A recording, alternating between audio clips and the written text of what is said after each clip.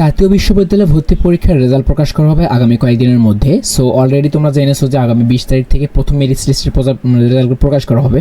So অনেক excited ছিল, but এখন কিন্তু দিতেছে না রেজাল্টটা কবে দেবে এটা তোমাদেরকে জানিয়ে রাখি। তোমাদের আসলে এটাও একটা কিন্তু ভাই জানা দরকার যে ভাই যে জাতীয় বিশ্ববিদ্যালয়ের অধীনে আমরা যারা শিক্ষার্থী রয়েছি আমাদের রেজাল্ট আসলে কবে প্রকাশ হতে পারে, কবে নাগাদ দিতে পারে। সো এটা অনেকে যাচ্ছ। আমি যদি দেখি যে অনার্স ভর্তি পরীক্ষা, ঠিক আছে, জাস্ট আমি তোমাদেরকে দেখাই যে অনার্স ভর্তি 2025 পরীক্ষার, ঠিক আছে, একটু ওয়েট করো ভাই, আমি তোমাদের বিষয়টা পুরো একদম পরীক্ষার রেজাল্ট কবে, ঠিক আছে। অনেকেই কিন্তু এই বিষয়টা জানে না, ঠিক আছে। সো এটা আমরা দেখি। তো মূলত বিষয়টা হচ্ছে যে অনেকের দুঃসংবাদ এইটাই যে অনেক স্টুডেন্ট পরীক্ষা দিচ্ছে অথচ চান্স পাবে না, অনেক স্টুডেন্ট চান্স পাবে না। তো তাদের করণীয়টা কি, চান্স পাবে না কেন, এবং চান্স না পাওয়ার বিষয়ে সব থেকে বেশি যেটা বড় কারণ আমি যেটা লক্ষ্য পাচ্ছি সেটার কথা বলবো। আর রেজাল্ট আগে দিয়ে রাখি। দেখো, জুন মাসে প্রকাশিত হবে বলে জানিয়ে দিয়েছেন বিভিন্ন একটা নির্ভরযোগ্য সূত্র থেকে এটা পাওয়া গেছে। তত জিএসটি এডমিশন অর্থাৎ যে গুচ্ছর যে এডমিশনটা আছে যেটা জানিয়েছে যে honours admission result will be published in June 2025।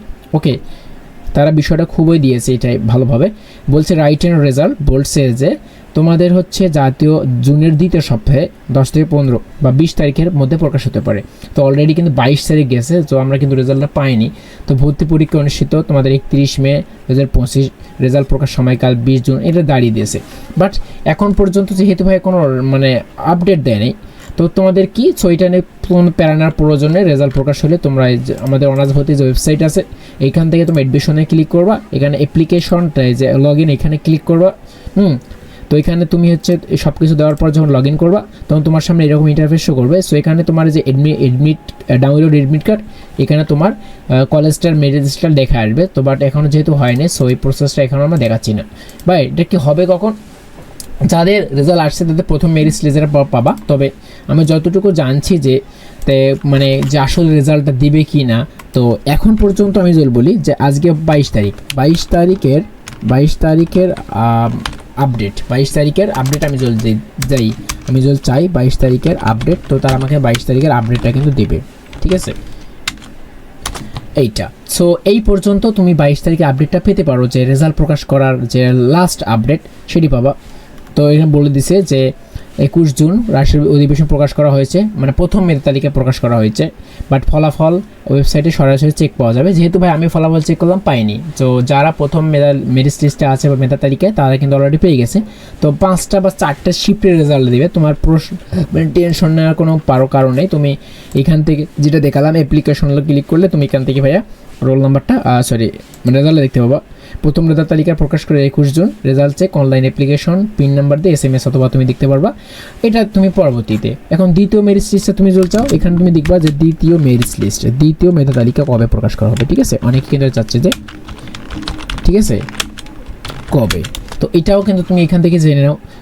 কারণ চান্স পাওনি প্রথম মেরিট লিস্টে যারা পাওনি তারা হয়তো সেকেন্ডে পেতে পারো। তো টেনশনের কোনো প্রয়োজন নেই। দ্বিতীয় মেধা তালিকা এটা হচ্ছে 21 জুন 25, প্রথম মেধা তালিকা এটা হয়েছিল। বাট চূড়ান্ত ভর্তির সময় 1 সপ্তাহ পর দ্বিতীয় মেধা তালিকাটা প্রকাশ করা হয় 28 জুন। প্রায় এই দিকে তোমার দ্বিতীয় তালিকা প্রকাশ পাবো, ঠিক তার 1 সপ্তাহ পর তুমি তৃতীয় এভাবে পাবা। বাট ঘটনা হচ্ছে যে এটার আপডেটটা কি, আসন সংখ্যা সীমিত, ঠিক আছে। অনার্স ভর্তি পরীক্ষা 2025-এ অনেক শিক্ষার্থী চান্স পাবে না, এর পিছনে বেশ কিছু গুরুত্বপূর্ণ কারণ রয়েছে। তো প্রথমত যেটা বলবো যে সব থেকে যে মোস্ট ইম্পর্টেন্ট সেটা হচ্ছে ভাইয়া আসন সংখ্যা সীমিত। আর এই সীমিত আসন সংখ্যার কারণে অনেকে চান্স পাবা না, ঠিক আছে। বাংলাদেশের সরকারি ও জাতীয় বিশ্ববিদ্যালয় অধীন অনার্স প্রোগ্রামে আসন সংখ্যা খুবই সীমিত থাকে। তো প্রতি বছর লক্ষাধিক শিক্ষার্থী আবেদন করে, কিন্তু আসন সংখ্যা থাকে অনেক কম। জাতীয় বিশ্ববিদ্যালয়ের অধীনে প্রতি প্রায় 4-5 লাখ শিক্ষার্থী আবেদন করে, কিন্তু আসন সংখ্যা থেকে 3 থেকে 3.5 লাখ। বাট প্রশ্নটা হইতেছে অনেক ভালো স্টুডেন্ট কিন্তু চান্স পাবে না। তাহলে দেখো ভাই প্রায় 1-1.5 লাখের মতো শিক্ষার্থী চান্স পাবে না, পরীক্ষা দিছে পাস করছে, চান্স পাবে না। কথাটা কি বুঝছো? তো এটা চান্স না পাওয়ার কারণ হচ্ছে এখানে আসন সংখ্যা খুব সীমিত থাকে। যদিও তোমরা পাবাই, বাট দুর্ভাগ্যক্রমে অনেক পাবা না, ঠিক আছে, অনেকে পাবা না। তো ভর্তি প্রক্রিয়া এখন মেধার উপর নির্ভর করতেছে, কারণ মেধাদের সব কিছু জাস্টিফাই করা হচ্ছে। কারণ এবারে ভাই পরীক্ষা নিচ্ছে, কারণ কি জানো, কারণ তোমরা ভাই মেধার জন্য সব কিছু করছো, মেধার জন্য সব কিছু করছো, আর মেধার জন্য সব কিছু করছোর জন্যই কিন্তু ভাই তোমাদের এই মেধা দিয়ে সব কিছু জাস্টিফাই করছে, যে তোমাদের মেধাটাই তারা প্রকাশ করতে চাচ্ছে, যে তোমাদের মেধাটা তারা দেখতে চাচ্ছে আসলে তাদের মেধাটা কতটুকু প্রখর, তারা যে মেধা দিয়ে সব কিছু করতে চাচ্ছে, ঠিক আছে, এই জন্য তাদের মেধাটাই একদম তারা দেখতে চাচ্ছে, ঠিক আছে। তো এইটাই তোমাদের মূল ভর্তি পরীক্ষা। আগে ফার্স্ট কাম ফার্স্ট লাভ, হ্যাঁ, স্যার ভিত্তিতে উপর ভর্তি হয়ে অনেকে হইতো, বাট এবারে মূলত এসএসসি আর এসএসসির জিপিএ করে তোমাদের রেজাল্টে নির্ভর করা হবে। যারা জিপিএ পায়নি তাদের অনেকে বাদ পড়ে যাচ্ছে, তাহলে অনেকেই ভাইয়া, ঠিক আছে, পছন্দ কলেজও তুমি না পেতে পারো, এখানে শিক্ষার্থীর সংখ্যা বেড়ে যেতে পারে, বেসরকারি কলেজগুলো ভর্তি একটা ঝুঁকি থাকে যায় তথ্য ভুল বা আবেদন ভুলের কারণে করণীয় পরবর্তী ধাপে সুযোগ পেতে, ঠিক আছে। তো এই পুরো বিষয়গুলোর উপর ডিপেন্ড করেই তোমাদের এবার জাতীয় বিশ্ববিদ্যালয় ভর্তি পরীক্ষার যে সীমিত আসন সংখ্যা, এটা একটা তো ডিপেন্ড করতেছে, বাট চান্স পাইতেছে না। এটা হচ্ছে সবচেয়ে মূল একটা দুর্ভাগ্যজনক, যে চান্স পাচ্ছে না, অনেকে চান্স পাচ্ছে না, ঠিক আছে ভাইয়া। তো প্রথম মেধা তালিকা যাদের হয়নি, দ্বিতীয় মেধা তালিকার জন্য অপেক্ষা করো, ইনশাল্লাহ তোমার হতাশ করবেন আল্লাহ তাআলা, ভরসা রাখো, তুমি তোমার পছন্দের কলেজ যেন পাও, আসন সংখ্যা সীমিত, যে সাবজেক্টগুলো দেখাচ্ছ যে কোনো সাবজেক্টে আসলে পড়াশোনা করবা, ঠিক আছে। সো ভালো থাকবে, সুস্থ থাকবা, চ্যানেলটি সাবস্ক্রাইব করে আমাদের পাশে থাকবে, আল্লাহ হাফিজ।